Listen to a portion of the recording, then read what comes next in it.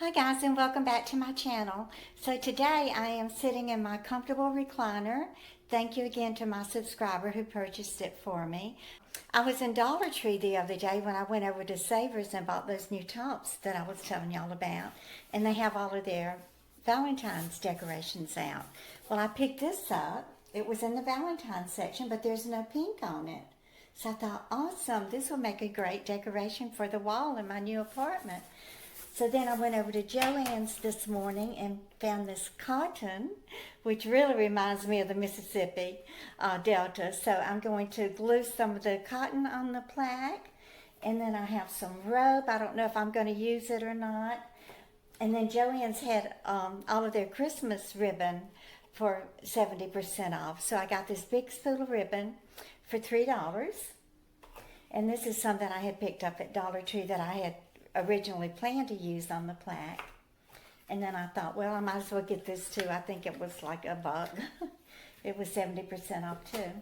So I have my scissors and my wire cutters and my floor wire and my trusty old glue gun. So let's get busy and see if we can't decorate it. I was thinking about, at first I thought, well, I would cut all of the little cotton pods off, but then I thought, no, that's going to be way too much work, and I really don't think it will make it look that more beautiful. So I decided that I was thinking about just gluing the entire thing up here at the very top, maybe like this or something, and then I'll glue the other one at the bottom, and then put the bow on it. That would be simple and beautiful, right? And I think you'll still be able to see the home, H-O-M-E. So let me go ahead and put some glue on here. Y'all, I love these little tiny mini glue guns. They are so nifty. So how many of y'all have bought one of those big old humongous ones that drips glue all over the place and makes the biggest mess, only to realize that all you needed was just a little mini glue gun, and then you had to go back and buy. I believe I bought this one at Joann's. It was about $10 or less. Okay. So I was just thinking when I was getting ready to do this art project, you know, what types of arts and crafts did we used to do when we were kids? Back in the 60s and 70s. I remember doing those old latch, I guess they still have them, the latch hook rug kits. I think mine was a cat. I used to love having a cat for a pet, so I'm pretty sure my latch hook rug kit was a cat. I don't remember what colors it was. You know, the colors back then were probably harvest gold and avocado green, and what was the orange called? Sahara orange or something?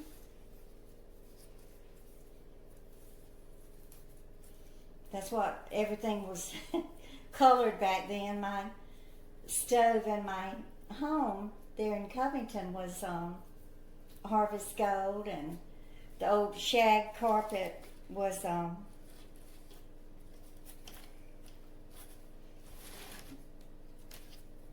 avocado green.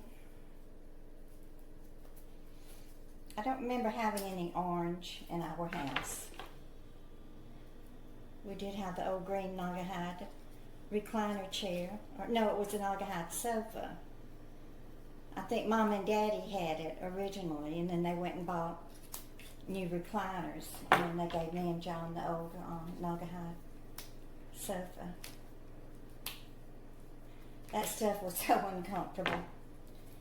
In the summertime, you would sit on it and sweat, and then in the wintertime, you would sit on it and freeze. So I think this will look pretty right down here. I'm just going to go up with it a little bit there. So let me get some glue down here. You know, I don't remember doing arts and crafts project with glue because Do y'all remember, did they manufacture and sell glue guns back in the 50s and 60s? I just don't remember it.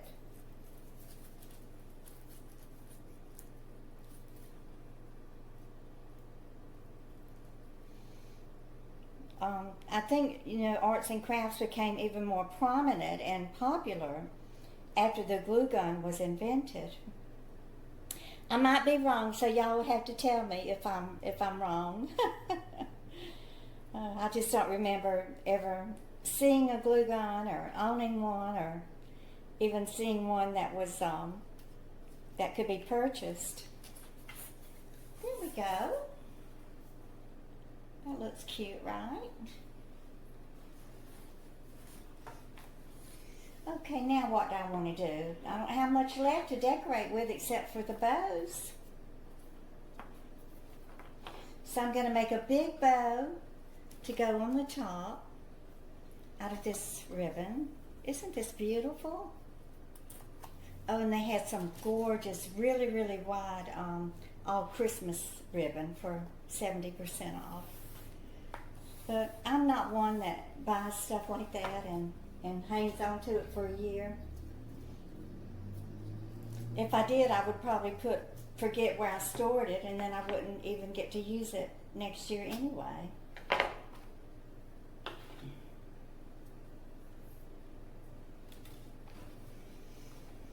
So y'all have to tell me some more arts and crafts that you used to do. Did y'all ever get into the macrame? I never could get into that, tying all those knots and everything.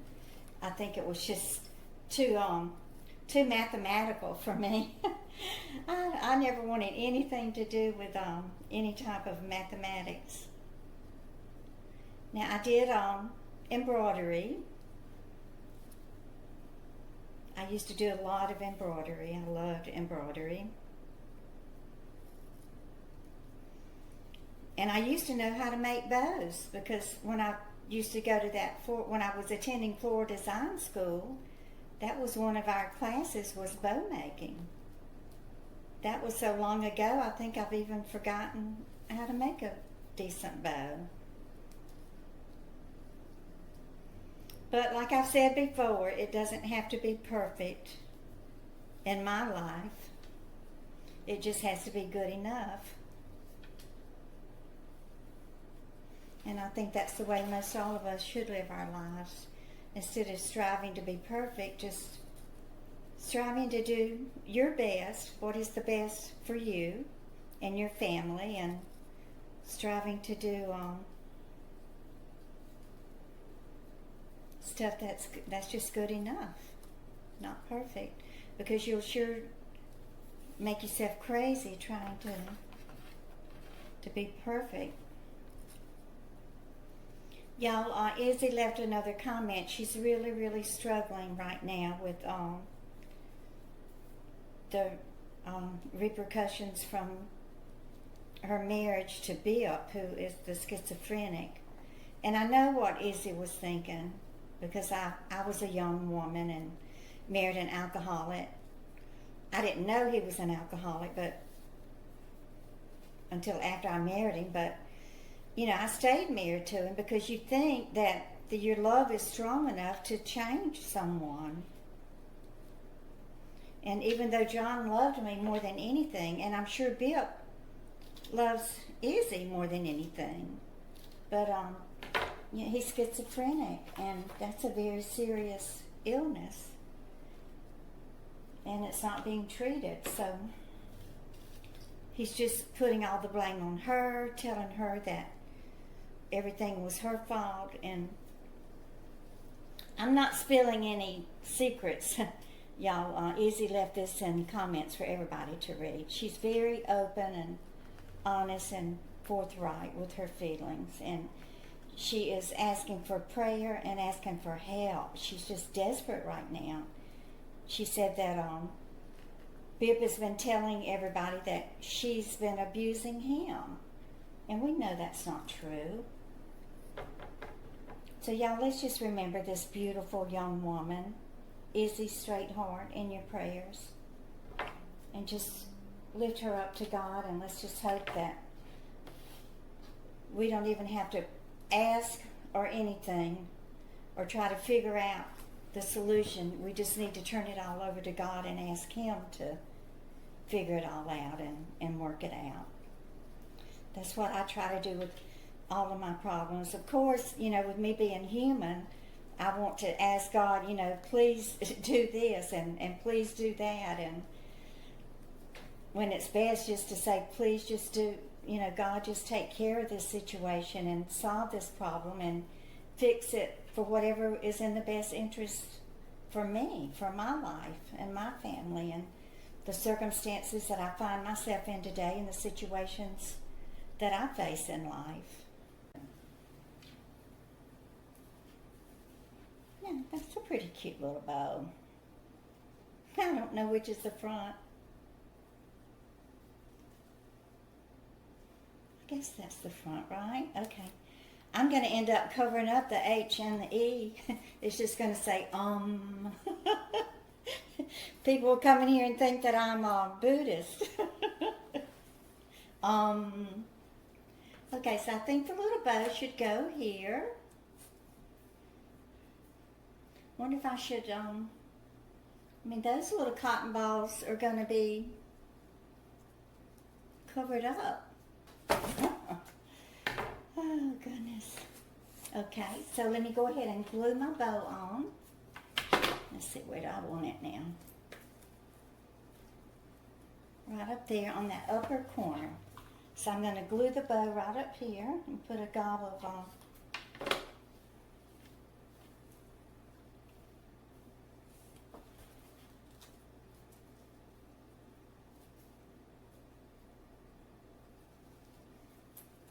better get to sticking or my glue's going to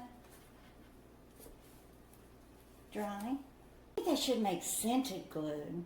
Maybe I should invent that. Have it smell like home. Have it smell like cinnamon and apples and chocolate chip cookies right out of the oven.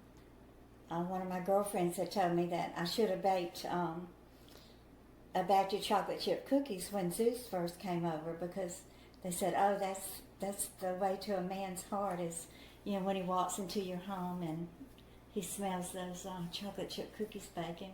I said, I can't bake chocolate chip cookies for a master chef and chocolatier.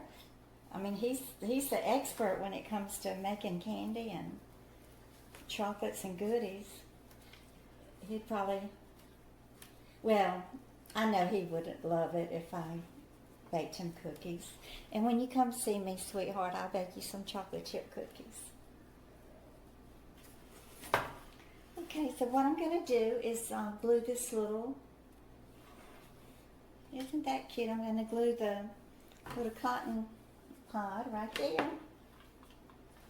Okay, I guess I need to cut it in the oven off. So just put a whole gob of glue on here. There's a girl I watch on YouTube. Let me see if I can remember her name. Her name is Kelly Bartow, I think. What is the name of her channel? I think she has about 1 million subscribers. She's really, really good. She does a lot of arts and crafts using Dollar Tree products. Okay, so it's looking good. So let me angle off this ribbon so that it doesn't shred. I don't like a lot of elaborate decorations. I like things simple and just very homey looking. So I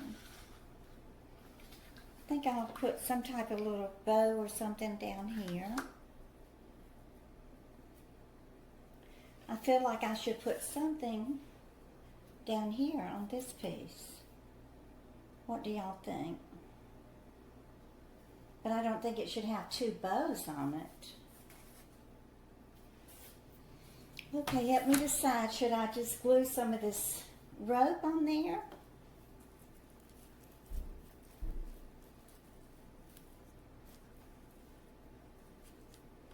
I could just glue some rope on there, or does it just look good with just the stem showing?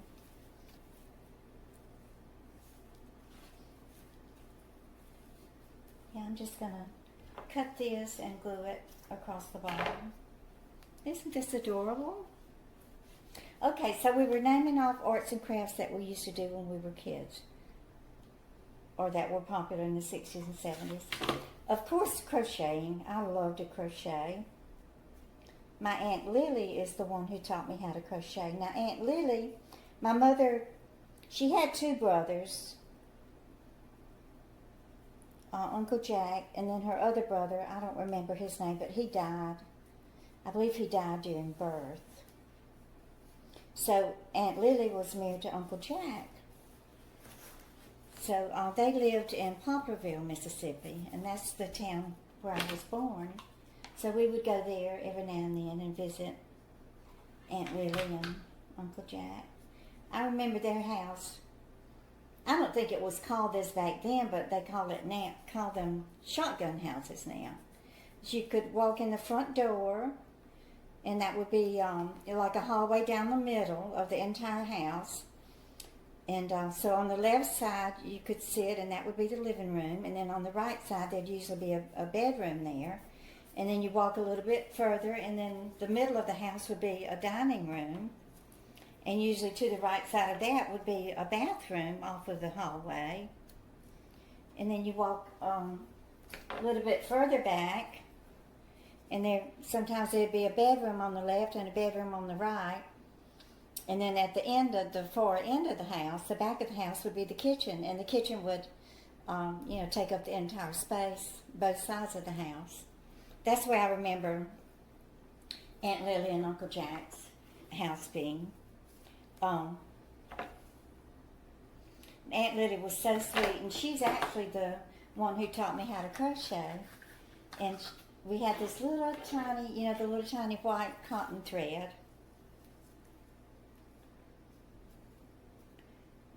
And she taught me how to crochet, make these little pineapples and things.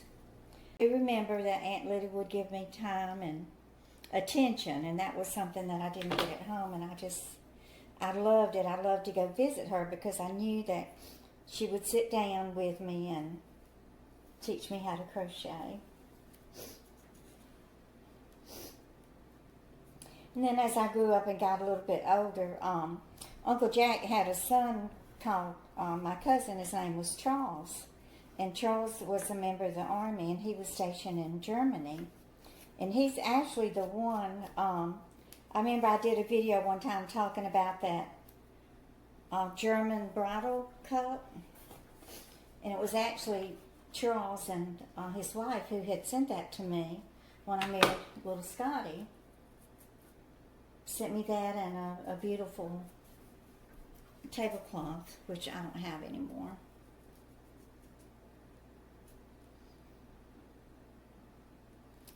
And then there was Uncle Jack's daughter had a little girl. She was about my age. Anyway, I just put some of that ribbon across the bottom there. I'm not going to put another one because I don't want to cover up any more of the E. Maybe I should put a strip in between each letter. How would that look? I can't remember her name. Betty, I think. So we had gone there. I was like about 13, and we had gone there one time, and we were out in the yard playing, and I remember Betty asked me, "You got a feller?" I said, "What? You got a feller?" I said, "I'm sorry, I don't know what you're saying." She was asking me if I had a boyfriend. She was saying feller. I never even heard, being from the sticks in Mississippi, you'd think I would have heard somebody use that word, feller. But I hadn't. I had to ask her what she was talking, what are you talking about? That was embarrassing. I'm not measuring this or anything, y'all. I'm doing this about how I measure my ingredients whenever I cook. Eyeballing it. Well, that's usually the best way for it to come out. Have any of y'all had a glitch with YouTube? Sharon Merritt, she can't comment. She keeps getting this error code. So she unsubscribed and resubscribed, and I really miss you, sweetheart. You're one of my best friends on YouTube. I really want you back. I think I better stick this down a little bit more. I don't want it sticking out there. I remember going through the Mississippi Delta when I was a kid. I reckon Daddy must have taken us up to Memphis. And we drove through the Mississippi Delta up through Greenwood and that area, seeing those cotton fields and everything, and tobacco. I think they grow tobacco up there. I hadn't been in a long, long time. When I was married to John, his father was minister of Bogachita Baptist Church, and I remember driving up that way and spending Easter Sunday with him and that nasty old mother-in-law of mine.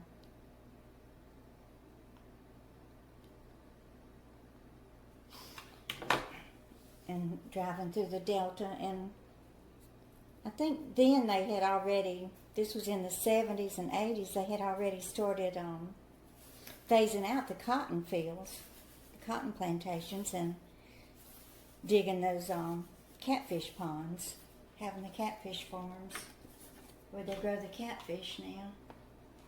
And then the catfish houses are springing up all over, and when I go home, that's the first place I head to.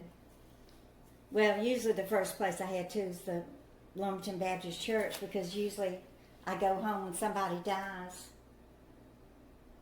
Is that how it is with y'all who live away from home now? You get called home when there's a death in the family. So after we go to the funeral and all that, and then the women of the church, they come in there to the church, the community center, to the kitchen, and they usually cook for the family and the friends that come to the funeral service. I'm sure it's not like that now, but that's how it was when Mama died, and when my brother Malcolm died, and how we hardly ever go home anymore unless there's a death in the family. I probably would have gone home this last year, to visit if it had not been for COVID, and I'm just so busy with my YouTube channel. I mean, my YouTube channel is a full-time job, and then I babysit 2 and 3 days a week. And the days I babysit are long days, because Jill, she does her regular work for the hospital, and then she'll pick up 1 or 2 infusion cases after that job ends. So sometimes she doesn't get home till 7 or 8 o'clock, and that's hard work, running after a little 2-year-old all day. She's so cute, y'all. I hope I got this. I think one of them, the one in the middle, looks pretty crooked. Yeah, it's really crooked. Okay, y'all. I believe that's it. Should I have put one up here? I guess it wouldn't hurt to put part of one up here at the top. I could just have it showing part of it, a little bit hidden behind the bow. So that's what I'll do. That way I've covered all bases.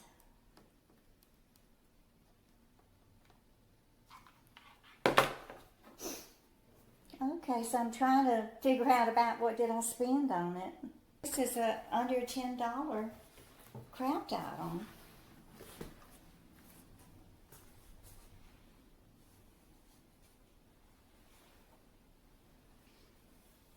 Isn't it cute?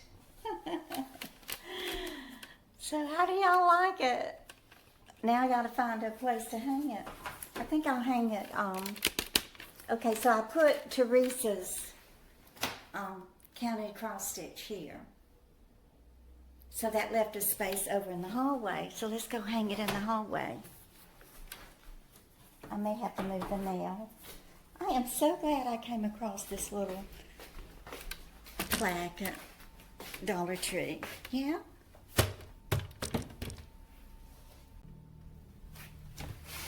How does that look, guys? Isn't that adorable?